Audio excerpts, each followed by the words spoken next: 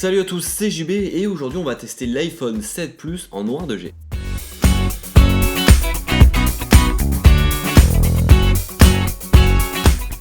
Comme chaque année maintenant, depuis 2 ans, Apple sort une petite version de 4,7 pouces et une grande version de 5,5 pouces appelée Plus. Et donc cette année ne déroge pas à la règle, voici l'iPhone 7 Plus. Alors avant d'arriver au téléphone, qu'est-ce qu'on voit? On voit sa boîte, et cette année les boîtes des iPhones noirs de G précisément sont totalement noires, parce que si l'on regarde bien, la boîte de l'iPhone 7 noir mat et blanche et celle de l'iPhone noir de G est totalement noire. Et perso, ça me fait beaucoup penser aux anciennes boîtes de chez Apple, par exemple celle de l'iPhone 3GS. Ce nouveau coloris, donc le noir de G, vient en complément du gold, du rose gold, de l'argent, ainsi que bien entendu du noir mat. C'est un coloris très particulier parce qu'il est extrêmement brillant, et surtout au toucher on n'a pas l'impression d'avoir de l'aluminium, on a beaucoup plus l'impression d'avoir du verre derrière en face de soi, et franchement le résultat est topissime. Imaginez s'il était sorti en blanc de G, là ça aurait été wonderful. Sur ce coloris précisément, les antennes se voient quasiment pas parce qu'elles sont désormais sur les iPhone 7 simplement sur les bordures, sur les tranches, et là franchement il faut vraiment le vouloir pour aller les regarder, parce que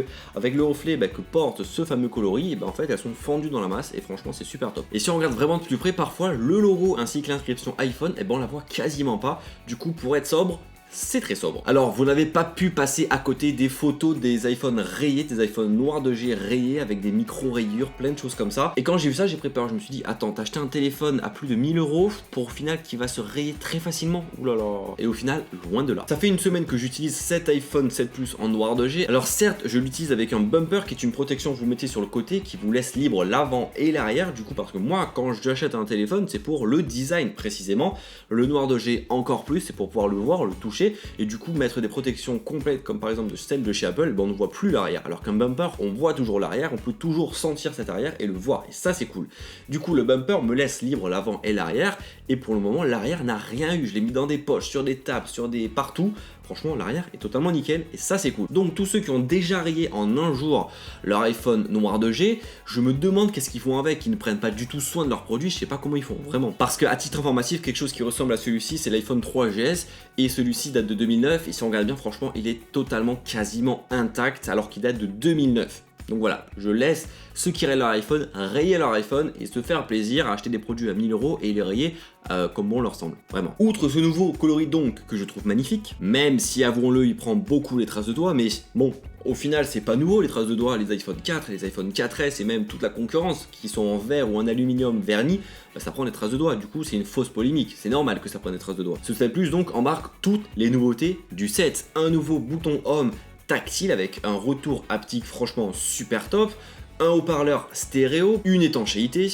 l'abandon de la prise jack au profit du Bluetooth ou de l'adaptateur fourni dans la boîte, ça c'est cool parce que c'est gratuit, une meilleure caméra à l'avant comme à l'arrière, et enfin une meilleure autonomie. Alors là où les iPhone version Plus des années précédentes apportaient comme grosse nouveauté la stabilisation optique, c'était réservé aux versions Plus, désormais c'est sur les petites comme sur les grandes versions. Désormais la version Plus c'est un double capteur photo qui montre la différence, la principale différence entre le petit format et le grand format. Et là où d'autres constructeurs depuis plusieurs mois ont choisi de mettre des doubles capteurs photo pour pourquoi pas mettre du grand angle ou des photos en noir et blanc, Apple a choisi d'opter pour un double capteur photo qui permet de faire des zooms optiques. Alors son utilisation est super simple, vous allez dans l'appareil photo et directement vous allez avoir un petit bouton une fois, vous cliquez dessus, ça zoome en 2 fois, et le 2 fois va vous garder l'optique. Et dès lors que vous allez vouloir zoomer un peu plus dans la photo, vous aurez juste à tourner la petite molette ou pincher pour zoomer, et bien directement vous zoomerez, simplement vous perdrez en qualité, c'est logique. Mais au final c'est pas si logique que ça, parce que Apple vend ça comme un zoom optique. Ok, c'est cool, mais simplement en 2 fois, et quand on regarde qu'on peut zoomer en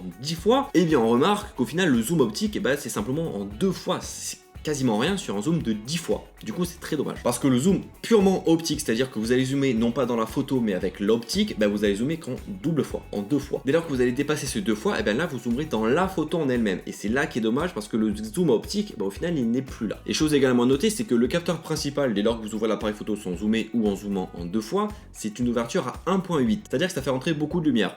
A l'inverse, le second capteur additionnel, le téléobjectif, lui a une ouverture à 2.8. Du coup, il y a moins de lumière qui rentrera à l'intérieur. Du coup, les photos que vous allez pouvoir prendre en extérieur avec beaucoup de luminosité, le résultat sera très bon, même quand vous allez dépasser le zoom optique 2 fois. A l'inverse, en intérieur ou la nuit, lorsque vous allez faire des zooms optiques en dépassant le 2 fois, la qualité va très rapidement se dégrader. Vous allez avoir du grain sur la photo et c'est relativement dommage. De même en vidéo, vous allez avoir la possibilité de zoomer pendant votre vidéo, mais pas jusqu'à 10 fois, seulement jusqu'à 8 fois, attention. Et la stabilisation optique par contre sera toujours là, ça c'est cool. Petit cas concret, vous êtes en boîte de nuit avec vos potes, vous voyez au loin une jeune demoiselle qui recherche des mecs mortels, avant d'aller la tchatcher, vous dites tiens on va voir à quoi elle ressemble, vous prenez votre téléphone parce que vous savez, vous avez un iPhone 7 Plus avec un zoom optique, et là vous dites on va zoomer, on va voir à quoi elle ressemble.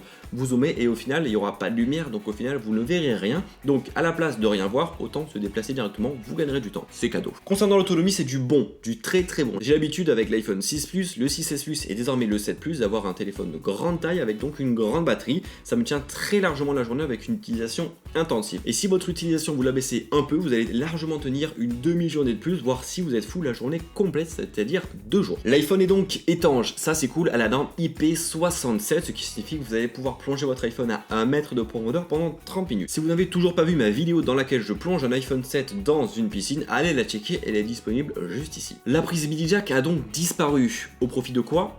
Bah de rien. Si, de l'adaptateur qui est vendu avec, certes, mais qui vient se rajouter par-dessus. Il y aurait tellement de choses à dire sur cet adaptateur, mais qu'on soit pour ou contre, c'est un fait. Il n'y a plus de prise jack, midi jack sur l'iPhone, du coup, bah on fait avec. Voilà, tout simplement. Le stockage maximal maintenant des iPhones passe de 128 à 256 Go. Pour info, celui-ci c'est un modèle 256 Go, c'est un 7 Plus, noir de G, du coup c'est le haut du haut, c'est l'iPhone le plus cher jamais créé, il coûte quand même 1129 €, cet iPhone c'est excessivement cher. Quand on a un noir de G comme ça dans sa main, on sortirait presque les gants blancs pour pouvoir l'utiliser telle une œuvre d'art. Non, vous trouvez pas? En tout et pour tout, cet iPhone 7 Plus offre comme principale nouveauté, je vous l'ai dit, le zoom optique. Mais je reste un peu sur ma faim avec ce zoom optique parce qu'on peut simplement l'utiliser en 2 fois. Dès lors qu'on dépasse ces 2 fois, ça revient en numérique. Voilà, c'est là le petit problème que je trouve dans ce zoom optique. Mais de mon côté, ce n'est pas la principale caractéristique qui fait qu'on va partir sur une version plus. Pour moi, c'est l'autonomie et la taille d'écran. 5,5 pouces, c'est une taille d'écran parfaite, ça tient dans la main, ça super bien pour travailler, pour se divertir et autres. Et l'autonomie qui tient la journée, voire 2 jours, franchement, c'est très luxe. Le double capteur est un plus, certes, mais qui à mon goût ne va pas être l'élément déclencheur qui va faire attends, la petite version a un simple appareil photo, la plus a un double, moi je veux le double capteur, je vais prendre sur celui-là, même s'il est plus cher, même s'il est plus grand, non, je veux le double.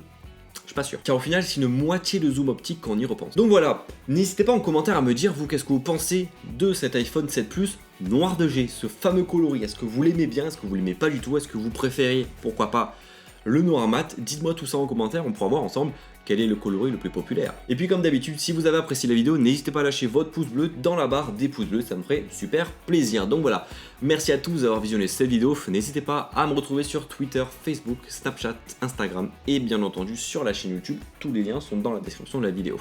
Allez, bye bye.